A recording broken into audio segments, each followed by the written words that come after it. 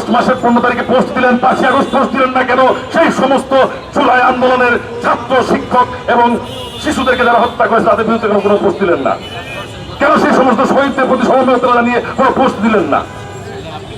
71 মুক্তিযুদ্ধে 7 জন বীর সৃষ্ট ছিল আমাদের, কার মৃত্যু কবে হয়েছে জানেন? তাদের মৃত্যু দিবসে কেন পোস্ট দেন না? তখন কোথায় থাকে? মাওলানা আব্দুল হামিদ খান মাসের মৃত্যু দিবস আপনার কোথায় থাকে?